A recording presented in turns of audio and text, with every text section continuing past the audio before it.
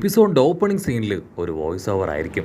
അണ്ടർഗ്രൗണ്ടിൽ ഒരുപാട് ബാറ്റിൽ field ഉണ്ടെന്നായിരിക്കും voice ഓവറിൽ പറയാ. സാഞ്ചി, സോറോ, റോജർ, ഗോൾഡ്ബർഗ് ഇവരെ 3 പേരെയും കാണിക്കും. ഇവർ 3 പേരും ലോക്കിക്ക് ആവശ്യമായിട്ടുള്ള മീറ്റ് ഒക്കെ കളക്ട് ചെയ്യാനായിട്ട് ഇപ്പോൾ വന്നിരിക്കുകയാണ്. അവരാണെങ്കിൽ കാട്ടിൽ വെച്ച് ഒരു കുറക്കെ കണ്ടുമുട്ടുകയാണ്. അവരതിനെ ഹണ്ട് ചെയ്യാനായിട്ട് ശ്രമിക്കും, പക്ഷെ തിരികെ അറ്റാക്ക് ചെയ്യും. ഗോൾഡ്ബർഗ് ആണെങ്കിൽ അവന്റെ ഷീൽഡിനോട് സംസാരിക്കും. കമ്മ്യൂണിക്കേറ്റ് ചെയ്യുന്നതിനനുസരിച്ച് അതാണെങ്കിൽ ഇപ്പൊ മുൻപിലേക്ക് വന്ന് അവനെ അറ്റാക്ക് ചെയ്യാൻ ശ്രമിക്കുന്നതിനോട് തിരികെ അറ്റാക്ക് ചെയ്യുകയാണ്. ആ ഷീൽഡിന്റെ അറ്റാക്കില് കൊറോസോക്കയുടെ പല്ലുകൾ അത് തകർന്നു പോവാണ്. മറ്റൊരു ഭാഗത്ത് സാഞ്ചിയും സോറോയും അവരാണെങ്കിൽ ഒരു ടീം പോലെ ഫോം ചെയ്ത് അറ്റാക്ക് ചെയ്തുകൊണ്ടേയിരിക്കും. സാഞ്ചി ആണെങ്കിൽ എല്ലാവരോടുമായിട്ട് പറയും ഇത് ഭയങ്കര ഡിഫിക്കൽട്ടാണ്, അതിനെ കൊല്ലാനായിട്ട് അത്ര എളുപ്പത്തിൽ കഴിയില്ല.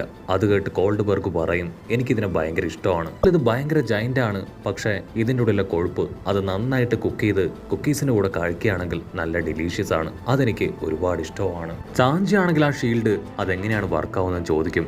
ഒരുപക്ഷെ അതിന് ഡെവൽ ഫ്രൂട്ടിന്റെ പവർ ഉണ്ടോ? അതിന് ഗോൾഡ്ബർഗ് പറയും അല്ല. വർഷങ്ങൾക്ക് മുൻപ് എന്റെ പപ്പ ബിഗ് മോമുമായിട്ട് ഫൈറ്റ് ചെയ്യാനായിട്ട് ശ്രമിച്ചു. ആ സമയം ഈ ഷീൽഡിൽ ഒരു സോൾ പോലെ ഒന്ന് വന്ന് അത് സംസാരിക്കാനായിട്ട് തുടങ്ങി. എന്നിട്ട് സാഞ്ചി പറയും ഷ്യൂസ് ആ ക്ലൗഡ് മാനെ പോലെ ഇതും വർക്കാവാനായിട്ട് തുടങ്ങിയല്ലേ.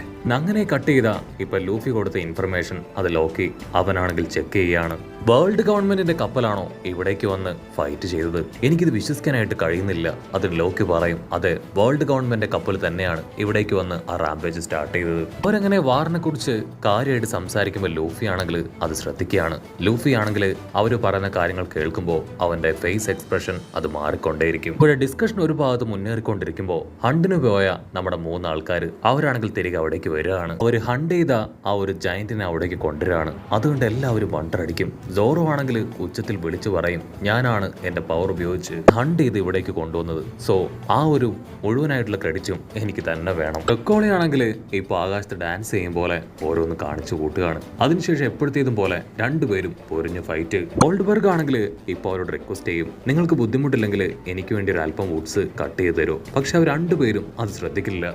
സാഞ്ചിയും സോറയും ഒരുപാട് നേരം ഫൈറ്റ് ചെയ്ത് കഴിഞ്ഞ് ഇപ്പൊ സാഞ്ചി ആണെങ്കിൽ കുക്കിംഗ് ആരംഭിക്കും. അതേസമയം ഇവിടെ നമ്മുടെ ലൂഫി അവനാണെങ്കിൽ ആ മീറ്റ് കഴിക്കാനായിട്ട് തുടങ്ങുകയാണ്. സാഞ്ചി ആണെങ്കിൽ ലൂഫിയെ തടയും. ഈ ഒരു വലിയ മീറ്റ് പീസ് അത് നിനക്കുള്ളതല്ല.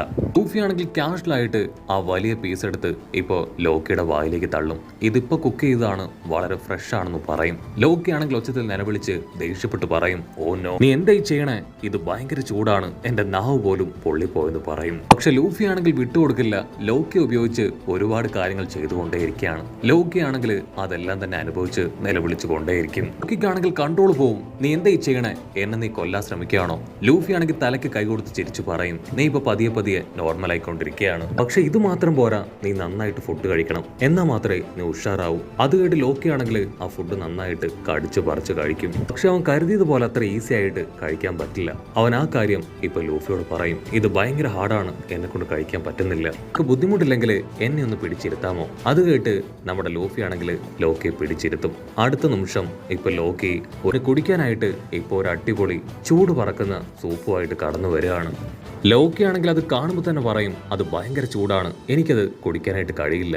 ലൂഫി ആണെങ്കിൽ ആവേശത്തിൽ ചാടി വന്ന് അതിൽ ആഞ്ഞു തട്ടും. അത് ലോക്കിയുടെ ദേഹത്തേക്ക് മറിഞ്ഞ ഭാഗം പൊള്ളി പോവാണ്. ലോക്കി ആണെങ്കിൽ വേദന കൊണ്ട് ഈ ഉച്ചത്തിൽ നിലവിളിക്കും. ഡാഡാണെങ്കിൽ അവനെ ചെക്ക് ചെയ്ത് പറയും അവന്റെ ബോഡിയിൽ ആ സൂപ്പ് വീണത് മാത്രമല്ലാതെ വീണ്ടും ഒരുപാട് പൊള്ളി അടയാളങ്ങളുണ്ട്. ലോക്കി ആണെങ്കിൽ വിളിച്ചു പറയും ദയവ് ചെയ്ത് ഈ ലൂഫിയെ അവനെ എന്റെ അടുത്ത് നിന്ന് ദൂരേക്ക് കൊണ്ടുപോകും.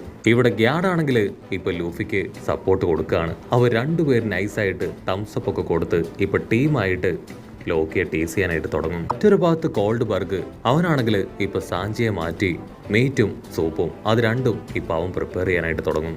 ഇവിടെ സോറോ ആണെങ്കിൽ ഇപ്പോൾ ലൂഫിക്ക് കൊടുത്ത റഡാറിനെ കുറിച്ചുള്ള ഇൻഫർമേഷൻ അത് കംപ്ലീറ്റ് റോങ് ആണെന്ന് എല്ലാവരുടെയും മുമ്പിൽ തുറന്നു പറയും. ലോക്കി ആണെങ്കിൽ അവരോട് വിളിച്ചു പറയും അതിൽ ചില വ്യത്യാസങ്ങളുണ്ട്.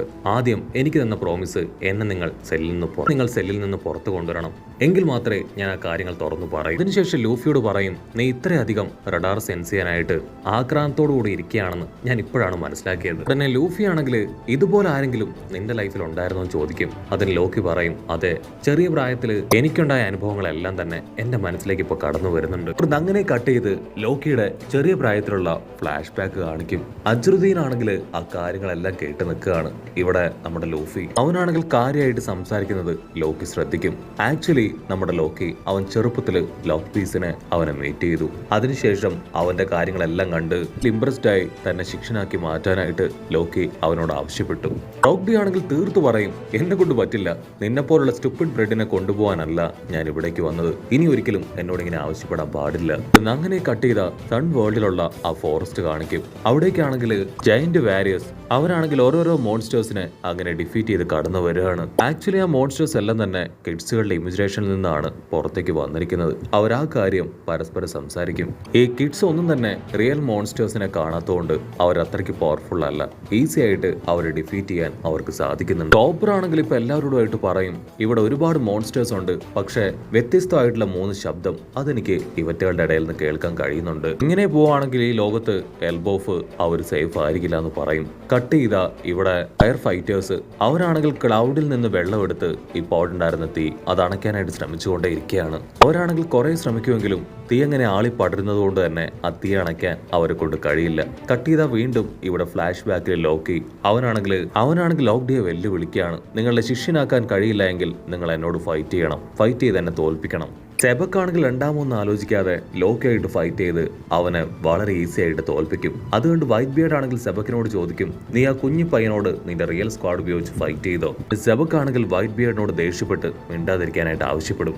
ആക്ച്വലി വൈറ്റ് ബിയർഡ് അവനെ കമ്പയർ ചെയ്യുമ്പോൾ വളരെ വലുതാണ്. കട്ട് ചെയ്ത ഇവിടെ റോഡിയും ബ്രോക്കും അവർ രണ്ടുപേരും ഇപ്പോൾ ഉണ്ടായിരുന്ന മോൺസ്റ്റേഴ്സുകളെയും എല്ലാം തന്നെ തല്ലി കൊന്നുകൊണ്ടിരിക്കുകയാണ്. ഇവിടെ സ്കൗബർ ആണെങ്കിൽ ലോക്കി മോൺസ്റ്ററിനെ കണ്ട് അതിന്റെ കാര്യം ഞാൻ നോക്കിക്കോളാന്ന് പറഞ്ഞ് ഒറ്റ വെട്ടിന് അതിനെ തകർത്ത് കളയും. മറ്റൊരു ഭാഗത്ത് സൗളാണെങ്കിൽ വെൻഡ്രിയുടെ ആ ഒരു മോൺസ്റ്ററിനെ ഇല്ലാതാക്കി കഴിഞ്ഞു.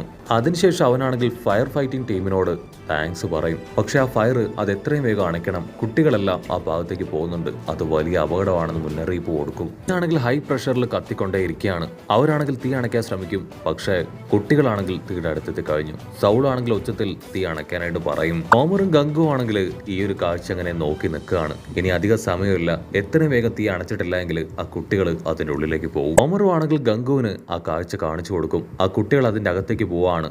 ഫയറിൽ പെട്ട ഉടൻ അവരുടെ ബോധം തിരികെ വരും. അവരാണെങ്കിൽ അവരുടെ പാരന്റ്സിനെ ഓർത്ത് കരയാൻ തുടങ്ങും. മറ്റൊരു ഭാഗത്ത് ബ്രോഹിയും ആണെങ്കിൽ ഇപ്പോൾ ആ ഫയർ ടീമിനോട് നിങ്ങൾ എന്തുകൊണ്ടാണ് ഫയർ അണയ്ക്കാത്തതെന്ന് ചോദിക്കും. അതിന് അവർ പറയും, ഞങ്ങളുടെ മാക്സിമം എഫേർട്ട് ഞങ്ങൾ ഉപയോഗിക്കുന്നുണ്ട്, പക്ഷെ ഫയർ അണയുന്നില്ല.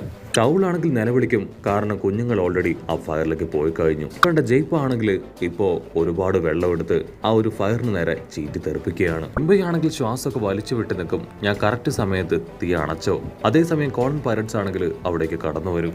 ജിംബയാണെങ്കിൽ അവരോടൊപ്പം കടന്നു പോകാൻ ശ്രമിക്കുകയാണ്. ആക്ച്വലി ആ തീ അണച്ചത് ജിംബയാണ്. അതുകൊണ്ട് തന്നെ അത്ഭുതത്തോടു കൂടെ എല്ലാവരും ജിംബയെ നോക്കി അവനെ അഭിനന്ദിക്കും. ഓൾട്ടർ ആണെങ്കിൽ അവിടെ ഉണ്ടായിരുന്ന ബാക്കി തീ മുഴുവനായിട്ടും അണക്കുകയാണ്. റോബിനും ചോബറും അത് കണ്ട് നന്നായിട്ട് ഇംപ്രസ്ഡ് ആവും. കുട്ടികളാണെങ്കിൽ നിൽക്കാതെ മുൻപോട്ടേക്ക് പോയിക്കൊണ്ടേയിരിക്കും. ബ്രോഹിയും ആണെങ്കിൽ ഫയർ ഫൈറ്റേഴ്സിനെ അഭിനന്ദിക്കുകയാണ്. പക്ഷെ അവർക്കാണെങ്കിൽ ആരാണ് ഫയർ അണച്ചതെന്ന് കൃത്യമായിട്ട് അറിയില്ല. എൽബോഫ് ഇപ്പൊ സേഫ് ആണ്. റോബിനും ചോപ്പറിനും നന്നായിട്ട് അറിയാം ആ തീ അണച്ചത് ജിംബയാണെന്ന്. അവളാണെങ്കിൽ ഇപ്പൊ ജിംബയോട് താങ്ക്സ് പറയും. സ്കൂളിലുള്ള എല്ലാവരെയും എന്നെ വെറുക്കുന്നുണ്ട്, പക്ഷെ ഞാൻ അവരെ എല്ലാവരെയും സ്നേഹിക്കുന്നു. കട്ട് ചെയ്ത കപ്പലിൽ ഗംഗോ ആണെങ്കിൽ ഇപ്പൊ അവിടേക്ക് കടന്നു വരും. അവരുടെ ഇപ്പോഴത്തെ എയിം കോളനാണ്. അവൻ എങ്ങനെയെങ്കിലും കടത്തിക്കൊണ്ട് പോവുക എന്നതാണ് അവന്റെ ലക്ഷ്യം. ഇവിടെ നമ്മുടെ ലൂഫി ആണെങ്കിൽ അവനെ സേവ് ചെയ്യാനായിട്ട് കടന്നു വരും. അങ്ങനെ അവിടെ വെച്ച് ഈ ഒരു എപ്പിസോഡും അവസാനിക്കുന്നു.